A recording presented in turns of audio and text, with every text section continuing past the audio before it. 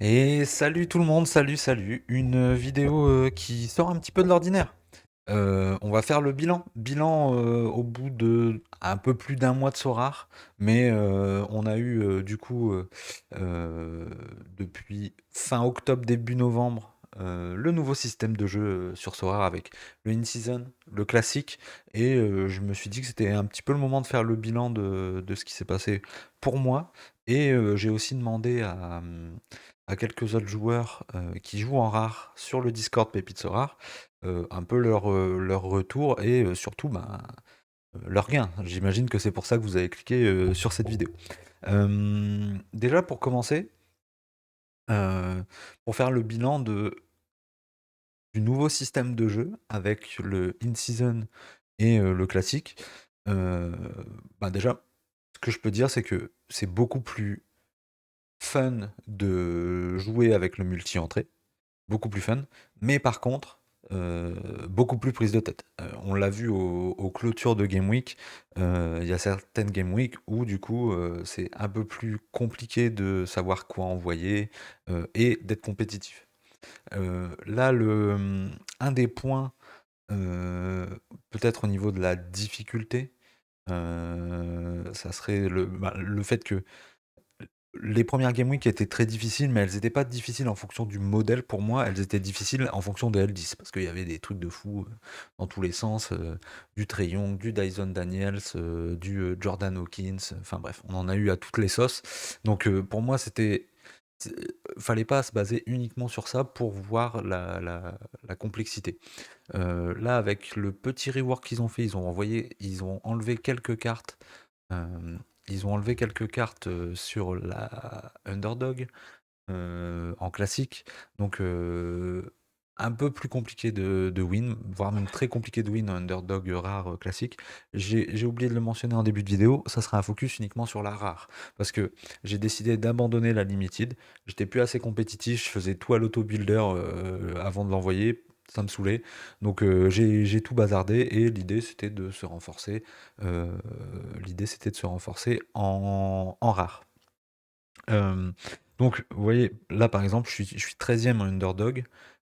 13e en underdog, ça prend pas de carte. 13e en underdog avec le nouveau système, ça prend pas de carte. C'est le top 6 uniquement qui prend des cartes. Donc, un petit peu plus compliqué de prendre des cartes en rare. De toute façon, si on veut prendre des cartes, en vrai de vrai, c'est surtout en champ qu'il faut aligner. Même en contender, c'est cool. Enfin, là, vous voyez, je suis 48e. 48e, ça prend pas de cartes. Et c'est quoi? C'est le top 45. Donc je suis pas trop loin non plus. Mais c'est top 45. Tiens, on a Biboun ici. Top 45, c'est pour une T4, quoi. Donc vraiment pas très fort. Donc voilà, le point, le point noir, entre guillemets, c'est que en classique, c'est beaucoup plus compétitif parce que ben, c'est des cartes que les gens ont depuis longtemps. Donc il y a des XP, il y a la collection, donc il y a énormément de choses qui rentrent en compte. Mais moi, je prends toujours autant de plaisir sur le jeu et j'ai quand même réussi à tirer mon épingle du jeu quelquefois quand même parce que euh, vous voyez ici, j'ai réussi du coup à gagner 9 cartes. 9 cartes en, du coup, en champ principalement. Je pense que j'en ai gagné une en contender. Ouais, sinon c'est le champ, hein. C'est 7 cartes gagnées en champ et une en contender. Donc ouais, cette année j'envoie la sauce en champ. J'ai acheté pas mal de nouveaux MVP, etc. Donc voilà. Là l'idée c'est de prioriser un peu la champ et même les petits L10 en général. Maintenant cette année je les aligne en champ. Donc avant j'essayais en contender, etc. Mais vu que là j'ai une galerie assez profonde, je peux me permettre de focus que de la champ. Au niveau des cartes gagnées, j'ai gagné une star en faisant un top 3 qui est Devin Booker. J'ai gagné une T1 qui est notre ami Desjans Temeray. Euh, et j'ai gagné une, deux, trois, quatre, quatre T2, dont Jordan Poole qui est déjà revendu. euh, et de la T3, de la T4, dont certaines qui sont déjà revendues. Donc du coup, 9 cartes. Euh, si on prend, du coup, j'ai pris soit le floor price slash dernière vente, etc. Plus le prix de vente de, vous voyez, les 3 cartes que j'ai déjà vendues, on est aux alentours du coup de 400 €.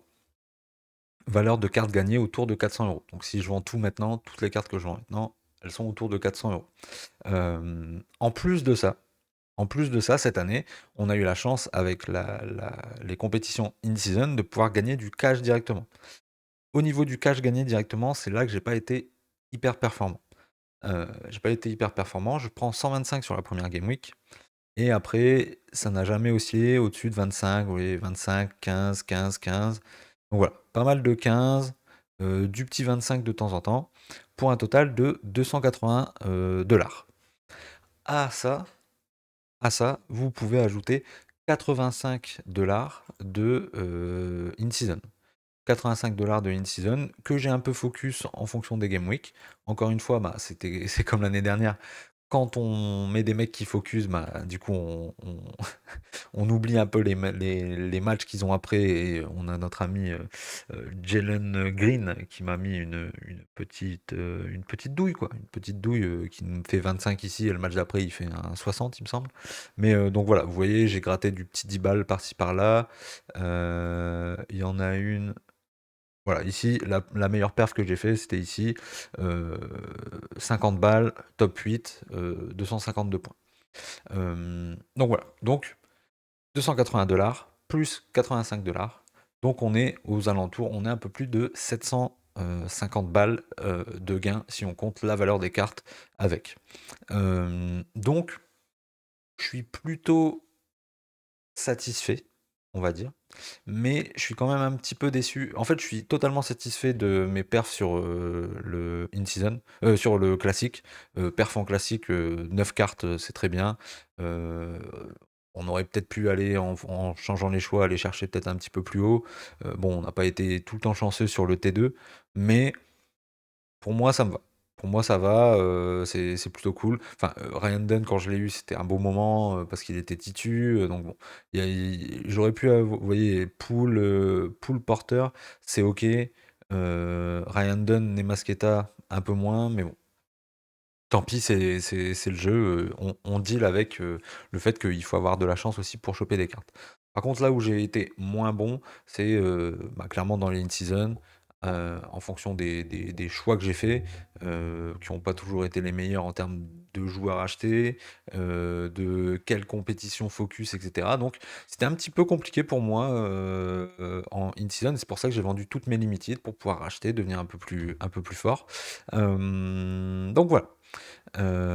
Donc, sachant que mise de départ, enfin, il y a déjà la galerie de base qui, bon, a une variation, qui a une valeur qui oscille, pardon, et que pour la mise de départ, on est en début de saison pour les cartes in-season, on est aux alentours de 1000, 1005. Entre 1000 et 1005. On va dire 1002. Donc voilà, donc 1002 début de saison. Au bout d'un mois de compétition, moi j'ai eu un retour de 765 si on compte les valeurs des cartes dedans. Si on compte les valeurs des cartes dedans que je n'ai pas toutes vendues. Euh, donc, bah, le nouveau gameplay est quand même très bien validé. Et quand même très bien validé parce que en fait, ça apporte des nouvelles façons de gagner et ces nouvelles façons de gagner permettent d'être plus rentables. Donc, j'ai fait des perfs, mais c'est pas des perfs qui sont euh, insurmontables. Et vous allez le voir après quand je vais vous présenter euh, les, les retours d'autres managers du Discord, qu'il y avait de la place pour faire beaucoup plus. Donc moi, je vais essayer de focus un peu plus la in-season, parce que la rentabilité est là. Par contre, plus on va avancer dans le temps, plus la in-season va être compétitive. Je pense que pour moi, la meilleure strat à faire, c'est acheter tous les faux mots de début de saison. Nous, on avait bah, ouais, Trae Young, Jordan Hawkins, etc. Tout jouer, all-in de fou sur les premières Game Week, parce que les premières Game Week, c'était vraiment ouvert. Vraiment ouvert, il y avait vraiment énormément de place pour pouvoir gagner. Donc voilà. Et on peut commencer déjà à parler de d'autres managers. Euh, on a du coup Picro Drunk, qui a une taille de galerie à peu près similaire à la mienne. Au niveau de ses cartes, Au niveau de ses cartes saison 2024, bon, il y en a beaucoup plus que moi, hein. Il en a beaucoup, beaucoup plus que moi. Mais bon, vous voyez là, ces deux dernières cartes qu'il a gagnées, c'est un petit Michael Bridges animé en plus, ça fait plaisir. Et un petit Kristaps Porzingis pour des T1. Donc bon, on pourrait avoir mieux, mais on pourrait avoir nettement pire, donc c'est ok. En plus de ces T1, il a gagné 330 $.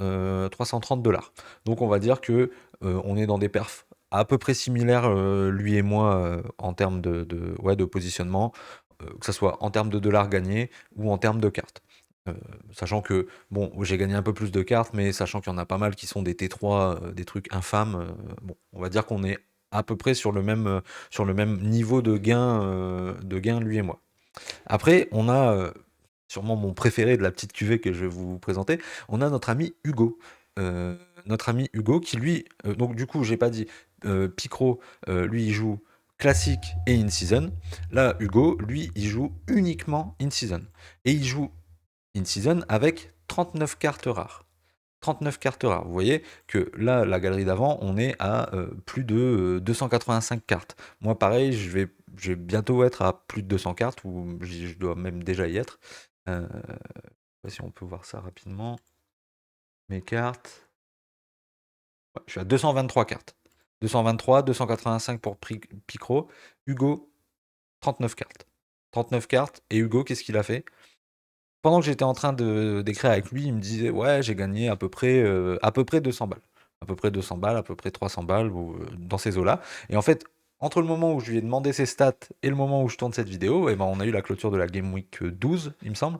Donc première Game Week avec les baisses de palier pour les top perfs, et ben il a sécurisé un top 2. Donc notre ami Hugo, avec 39 cartes, faudrait regarder un peu, faire le tour de combien il a investi de base dans ces mecs, mais vous voyez que voilà, hein, il n'y a pas, il y a pas investi, je pense, plus de 1000 balles, et lui, il a du coup un retour sur investissement de 1400 balles. Enfin, il a généré 1400 balles de reward, pas retour sur investissement, pardon. Mais donc du coup, en fait, il suffit d'une fois. Avec ce nouveau format-là, l'année dernière, on a fait des tops. Vous voyez, même moi, cette année, en classique, j'ai fait un top 3. Voilà, j'ai fait un top 3. Donc on sait qu'on peut faire des podiums, des top 3, des top 2, des top 1, etc. C'est déjà arrivé. Ça nous est déjà tous arrivé plusieurs fois. Avec ce nouveau système, vous faites un top 3, boum, vous encaissez direct et vous avez la possibilité du coup de rentabiliser votre investissement de fou. Donc après avoir lui, je ne sais pas s'il va acheter des nouvelles cartes, euh, ou s'il a cash out, mais en tout cas, bah, 1004 avec la taille de la galerie qu'il a, bah, c'est vraiment excellent. C'est vraiment excellent. On a Titi. Titi, un peu pareil. Donc Titi, par contre, très grosse galerie, hein. Titi, ça déconne zéro, 500 limited, 276 rares. Il a fait des grosses perfs en limited, il a fait des bonnes perfs en rares. Donc Titi, lui, il est à 1750 $ de cash gagné, et il a gagné deux cartes en rare. Je lui ai demandé de ne pas parler de la Limited parce qu'il a fait un top 1 en Limited qui lui a donné un Jokic S3. Enfin voilà. Donc Titi, bon client. Mais encore une fois, pareil, Titi était dans des zones euh, plus ou moins dans la moyenne, quoi, aux alentours de 200, 300 balles de gains. Et bah, pareil, je crois que c'est un top 2, Titi top 2 en rare. Top 2 en rare, 1750 du coup de gains en argent. Donc gros GG à lui. Il me semble que c'était sur une Game Week pas hyper facile en plus. Je sais plus trop. Ah bah oui, c'est sur celle-là. Donc voilà, 1005, sans gros MVP, avec un bon match d'Haliburton. Ouh. Mais voilà, vous voyez, Heu, tout le monde perf, bien positionné, 308 points, bim, deuxième, il prend ses 1005, GG à lui. Mais voilà, encore une fois, un exemple de des petits gains réguliers, et boum, en une fois, je prends le gros gain, et bah, ça change un peu la saison. Soit pour acheter des nouvelles cartes, soit pour cash out et rentabiliser votre investissement. Et enfin, on va finir sur. Je vais garder TFAO en dernier. On va finir sur les kings du Discord, les kings du Discord en rare, qui sont Ashkane et TFAO. Ashkane et TFAO, qu'il faut savoir, se sont tirés la bourre. dès la première Game Week. Donc première Game Week, attendez, hop, ça, Game Week 1. Donc nos amis Ashkane et TFAO. Ashkane qui fait top 2, 1500 balles, voilà, première Game Week. Donc Ashkane qui a investi, je crois que Ashkane et TFAO, de base, on a tous investi à peu près la même chose, 1000, 1005, dans ces eaux-là. Ashkane, première Game Week, 1005, bim. TFAO, deuxième Game Week, enfin première Game Week, 3000. Donc lui, TFAO, il a surpassé ce qu'il espérait et il a surpassé son investissement. Et notre cher Ashkane a tout rentabilisé direct. Ashkane étant un peu plus indigène que notre ami TFAO, lui, il a réinvesti, réinvesti, réinvesti. Pour. Qu'est-ce qu'il a fait, notre ami Ashkane? Ashkane, il a un total de 4400 balles de gains. Sachant qu'il a fait un top 1 en contender, il a fait un autre top 2 en. Il a fait un autre top 2 en champ. Il a fait, enfin, il a fait pas mal de podiums. Vous voyez là, tous les podiums qu'il a fait, c'est des podiums en rare in season. Un top 1, deux top 2, deux top 3. Pour un total de du coup 4400 balles. Et il a pris 5 cartes. Bon, le pauvre, il a fait des top 3 en underdog in season avant la refonte. Donc du coup, ça n'a pas été du tout bien pour lui parce qu'il a eu Gabe Vincent pour un top 3. Donc voilà, je vous laisse imaginer la déception. Mais donc voilà. Donc 4040, peut-être un petit peu plus entre le moment où, et vous voyez, c'est hop, un petit 15 balles ici, des petites box, etc. Donc voilà. J'ai pas parlé aussi des box. J'ai pas parlé aussi des box où on a tous gagné pas mal de box qui vont nous permettre de craft, de pas craft. Donc voilà. Et enfin, du coup, on va finir par TFAO. TFAO qui, du coup, lui aussi a fait un top 1 sur la première Game Week. Il a fait un top 2 ou un top 3, je sais plus, sur Game Week d'après. Donc TFAO qui est le meilleur pour l'instant mec à qui j'ai parlé en termes de gains sur ce premier mois, qui est à lui à 4130 dollars de gains. Et lui, par contre, joue en full in-season. Euh, Full in-season. Enfin, il me semble qu'il envoie des line-up en classique, mais clairement, clair focus en in-season. Là où moi, si j'ai pas le bon setup, ouais, vous voyez, un top 1, un top 3, du cash en NBA Cup et du cash sur d'autres petits gains. Bah, vous voyez par exemple un petit 40 balles, un petit 50 balles pour un top 40. Donc voilà. Il envoie aussi, mais il envoie clairement des moins bonnes line-up juste pour farmer des box. Donc voilà. Petit bilan pour vous dire que, en gros, le bilan, l'état de la rare, l'année dernière c'était très compliqué de reward. Fallait vraiment faire des perfs de fou pour réussir à s'en sortir.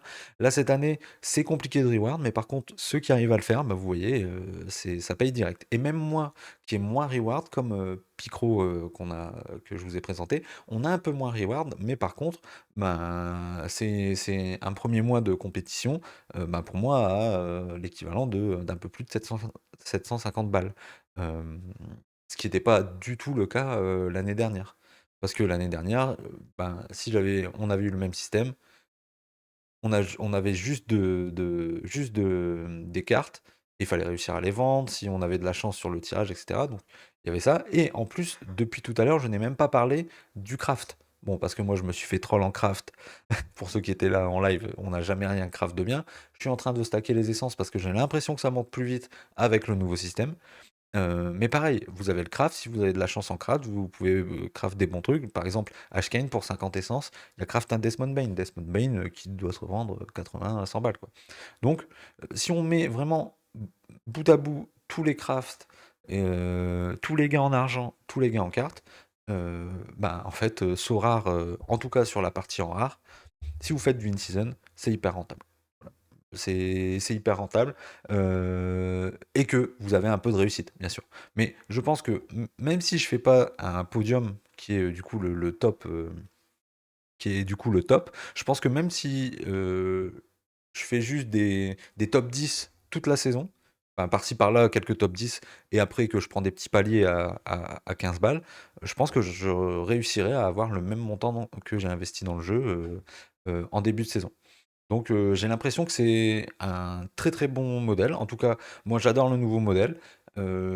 Juste un petit peu prise de tête sur le multi-entry, mais bon, ça c'est le jeu. Ça permet par contre de prendre des risques sur certaines line-up et d'avoir des line-up un peu plus safe. Donc ça c'est cool. Et bah, il y a plein de fois où, que ça soit Ashkane, que ce soit moi, TFAO, etc. Et ben en fait c'est notre line-up 2 en contender ou en champ, ou c'est la deuxième line-up qui nous a ramené de l'argent. Parce qu'on a fait en sorte d'avoir une belle line-up, mais la première line-up qu'on a envoyée, ben, en fait, il y a un mec qui s'est blessé, ça n'a pas joué, etc. Et la deuxième, eh ben, c'est elle qui allait chercher de l'argent. Donc, GG Sora pour le multi-entry, GG Sora pour ben, le fait de donner du cash, parce que c'est hyper bien. Donc, voilà. Moi, je suis très satisfait du nouveau modèle. J'espère que vous l'êtes aussi. N'hésitez pas à parler de vos gains en commentaire. Et peut-être on se fera ça peut-être le mois prochain, une fois par mois, sachant que là on est à un cinquième de la saison à peu près. Donc on se fera sûrement à chaque fin de mois des petits récaps. Et puis on peut prendre ces mêmes mecs à chaque fois. Comme ça, vous avez un peu une façon de. Enfin, vous avez un barème et suivre un peu la compétition. Qui de Ashkane ou TFAO va aussi remporter la victoire de celui qui a le plus pris cette saison de cash. On verra bien. En tout cas, merci d'avoir regardé jusqu'ici. Et puis on se dit du coup à vendredi pour une nouvelle vidéo de Game Week. Allez, salut les mecs!